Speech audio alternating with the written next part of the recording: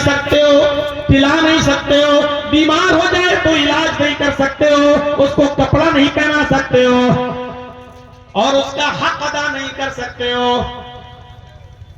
अगर ये ताकत नहीं है तुम्हारे अंदर तो कोई बात नहीं, निकाह नहीं कर सकते हो तो मत करो। फ़अलैहि बिस्सौम, तो तुम रोजे रखा करो, नफली रोजे रखने के आदी बन जाओ। इसलिए कि रोजा रखोगे तो तकवा तुम्हारे अंदर पैदा हो जाएगा, रोजा रखोगे तो अल्लाह का खौफ तुम्हारे अंदर पैदा होगा, और जब खौफ पैदा होगा तो तुम दूसरों की मां बहन बेटियों को नहीं देखोगे और दूसरों की मां बहन बेटियों की इज्जत से खिलवाड़ नहीं करोगे। अरे कितनी फिक्र है औरतों की इज्जत और आबरू को बचाने की कि शादी करके जायज तरीके से मकसद हल करो, ठीक है, लेकिन नहीं कर सकते हो तो रोजा रखो। यानी हर हाल में मां बहन बेटियों की इज्जत महफूज रहना चाहिए। अगर रोजा नहीं रखोगे तो तकवा नहीं पैदा होगा, और तकवा नहीं आएगा तो तुम कुंवारे होकर गैर शादीशुदा होकर तो और ज्यादा बवाल बचाओ, और ज्यादा मुसीबतें खड़ी करोगे दूसरों की मां बहन बेटियों के साथ। इस हदीस के माना और मफहूम को समझ लिया आपने? जबरदस्त। दुनिया की सबसे ज्यादा मुफीद और फायदेमंद चीज क्या है? नेक औरत। हदीस में अल्लाह के रसूल ने फरमाया, दुनिया कुल्लुहा मता व खैरु मताइद दुनिया अल मरातुस सालिहा।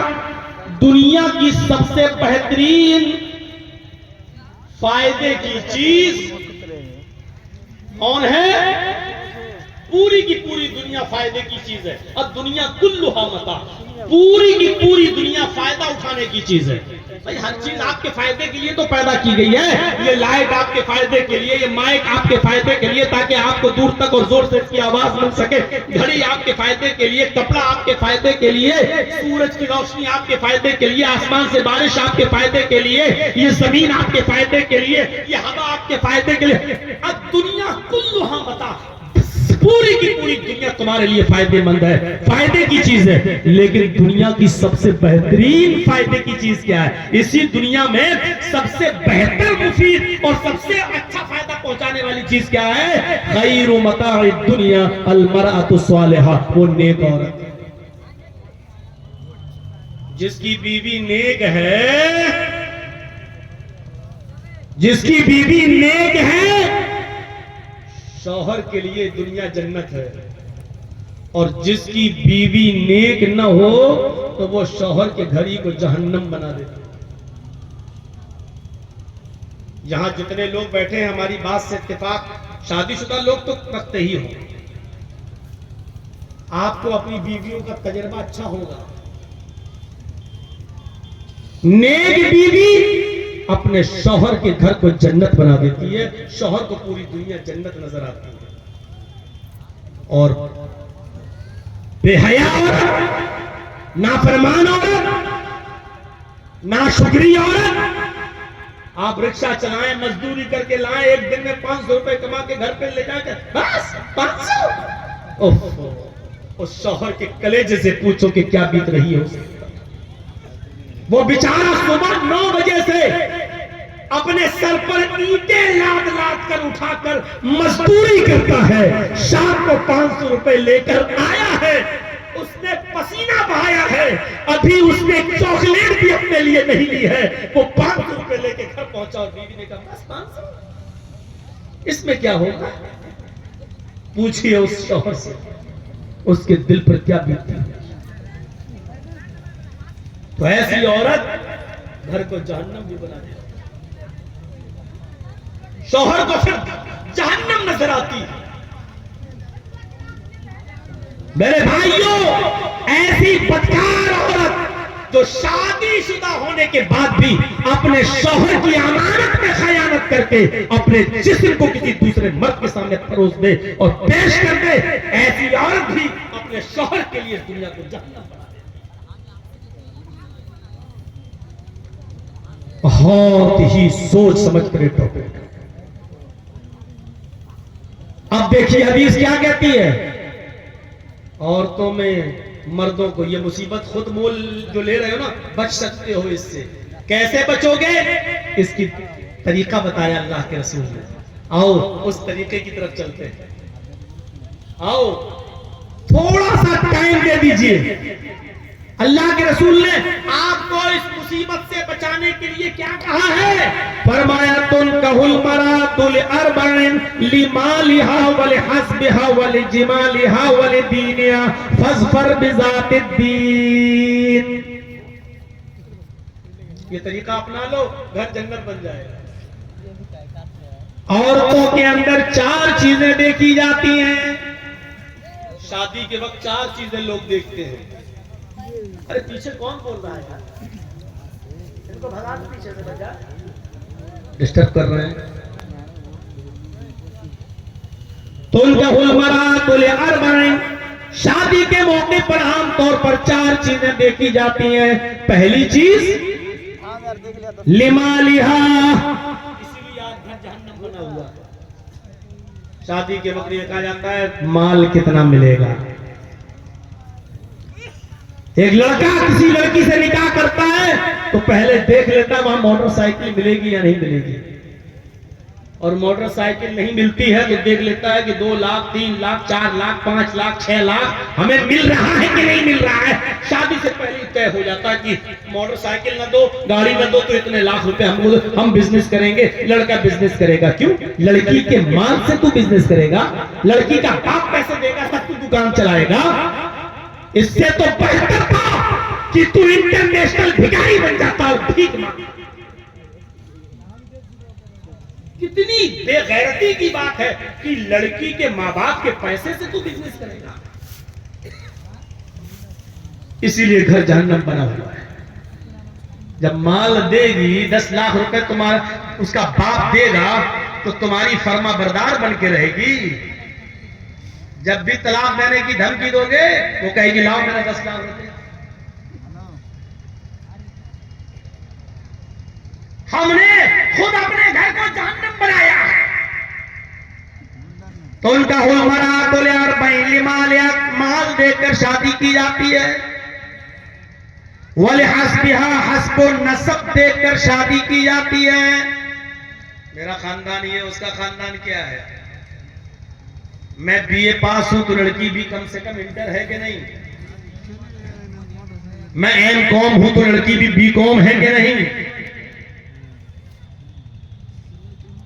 मैं इतना हैंडसम हूं तो लड़की भी हूर है कि नहीं।